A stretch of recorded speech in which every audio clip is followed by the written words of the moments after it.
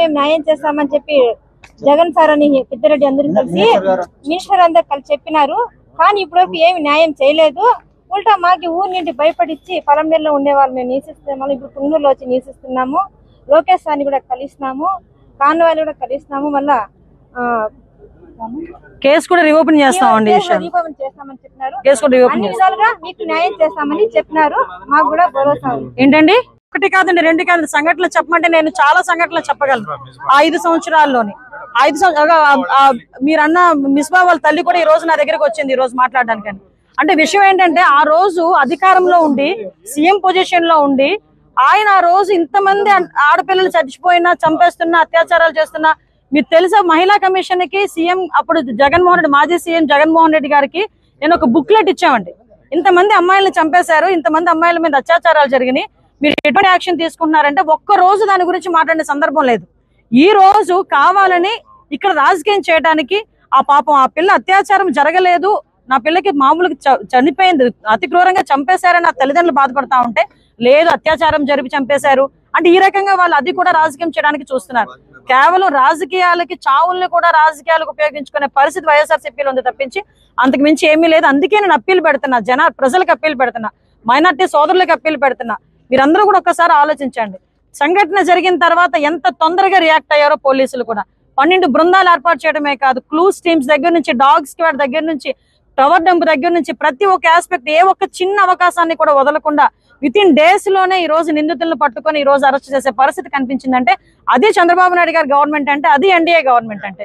అలా మానేసుకొని అది చూసి ఓర్వలేక దీన్ని కూడా రాజకీయం చేయడానికి పక్కపక్క నియోజకవర్గాల నుంచి ఇక్కడికి వచ్చి రెచ్చగొట్టేది ఏంది నాకు అర్థం కావట్లే. వచ్చి సహాయం చేయండి, అమ్మాయికి భరోసాగా నిలబడండి ఒక రోజు వచ్చి, అంతే తప్పించి ఈ రకంగా చేయటం అనేది మంచి పద్ధతి కాదు. దీన్ని కూడా ప్రజలందరూ కూడా దయచేసి గమనించాలని మనస్ఫూర్తిగా తెలియజేసుకుంటున్నాను. వచ్చి పరామర్శించి వెళ్తా అంటే నీ ఇష్టం, అది కాదని చెప్పట్లే. మరి ముఖ్యమంత్రి హయాంలో ఉండి ఇన్ని వేల మంది, ఇన్ని వందల మంది ఆడపిల్లలకు అత్యాచారాలు జరిగి, హత్యలు జరిగినప్పుడు ఆ రోజు ఎందుకు తాడేపల్లి కొంపలోంచి ఒక్క రోజు కూడా బయట పెట్టలేదు అడుగు? ఈ రోజు రాజకీయం చేయడానికి నీకు ఒక అవకాశం దొరికిందని చెప్పి రాజకీయం చేయడానికి వస్తున్నావా? ప్రభుత్వం మీద బురద చల్లడానికి వస్తున్నావా? దీనికి వత్తాసు పలుకుతో చాలా మంది బయటకు వచ్చి మాట్లాడే పరిస్థితి. నేను ఒకటే కోరుకుంటున్నా, ఆడపిల్లకి అన్యాయం జరిగింది, ఎస్ మనందరం కలిసి కూర్చొని ఎట్టి పరిస్థితుల్లోనైనా మనందరం కూడా ఎలా మాట్లాడాలి, ఎలాగ అమ్మాయిని కుటుంబానికి భరోసా ఇవ్వాలన్న ఆలోచన మనం చేయాలి. ఈ రోజు ఆ పుట్టడు దుఃఖంతో ఉన్నది ఆ కుటుంబం. ఆ అమ్మాయి వాళ్ళ తల్లిదండ్రుల దగ్గరికి వెళ్తే వాళ్ళు కోరుకున్నది ఒకటే, మమ్మల్ని రాజకీయాల్లోకి లాక్కండి, మా అమ్మాయి చనిపోయింది, ఇప్పటికే మా అమ్మాయి చనిపోయిన తర్వాత కూడా ఈ రోజు అత్యాచారం జరిగిందని చెప్పేసి రేణుపోని వార్తలన్నీ రాస్తున్నారు. దయచేసి అలాంటి వద్దు. మా అమ్మాయికి జరిగిన అన్యాయం వేరే వాళ్ళకి జరగకుండా చూడండి, శిక్షించండి, అది మాకు చాలు అని చెప్పి చేతులు పట్టుకుని బతిమలే పరిస్థితి ఈరోజు కనిపిస్తా ఉంది. దయచేసి మానవతా దృక్పథంతో ఒక్కసారి ఆలోచించండి, మనం చేస్తున్న పని ఏంటో అన్నది ఒక్కసారి ఆలోచించండి.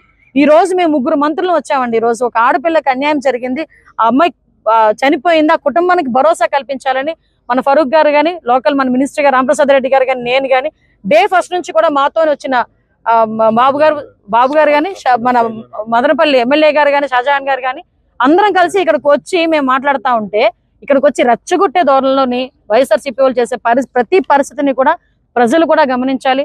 దయచేసి మైనార్టీ పెద్దలు కూడా గమనించండి. ఈ రోజు మేమందరం కూడా మీకు భరోసా కల్పించడానికి, ఆ కుటుంబాన్ని భరోసా కల్పించడానికి, ఫర్దర్ గా ఇలాంటివి జరగకుండా చూసుకోవడానికి మేమందరం కూడా ప్రయత్నం చేస్తున్నాం. మేమందరం కూడా అదే బాటలో ఉన్నాం.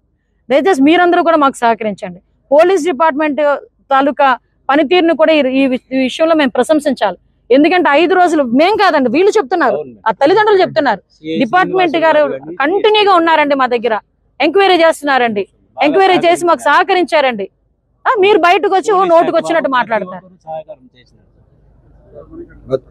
ఎస్పీ గారు, సిఐ శ్రీనివాసులు సార్ గారు, కలెక్టర్ గారు, ప్రతి పోలీస్ డిపార్ట్మెంట్ అంతా మాకు ఎంతగానో ఆ రోజు పోగొట్టుపోయిన తర్వాత వెంటనే సిఐ శ్రీనివాసులు గారు స్పాట్కు రావడము, ఎఫ్ఐఆర్ దర్జు చేయడము, అప్పటి నుంచి కంటిన్యూగా ప్రతి ఒక్కసారి ఇక్కడే ఉండి పోలీస్ శాఖ మొత్తము ఎంతగానో ప్రయత్నించి 3-4 రోజులు కంటిన్యూగా రాత్రి అంతా మేల్కొని ఎంతో మాకు సహాయం చేసి, మా పుంగనూరు ప్రజలు కుల మతాలకు అతీతంగా ప్రతి ఒక్కరూ, మా పుంగనూరు ప్రజలకు నేను నా బిడ్డ కాకుండా పుంగనూరు ప్రజల మొత్తం బిడ్డ అనుకొని ప్రతి ఒక్కరూ, నేను నా జీవితంలో వాళ్ళందరికీ రుణపడి ఉంటానండి. ప్రతి జీవితాంతం నేను ప్రతి ఒక్కరూ సహాయం చేసినారు, ప్రతి ఒక్కరూ ఇది చేసి మా పాప కోసం ప్రతి ఒక్కరూ ప్రయత్నం చేసినారు సార్. మేము సీఎం చంద్రబాబు గారు నమ్మకం పైన ఎంతో ఆశ పెట్టుకొని ఉన్నాము. దయచేసి మా పిల్లకు జరిగినంత ఘోరంగా ఇది చేయకుండా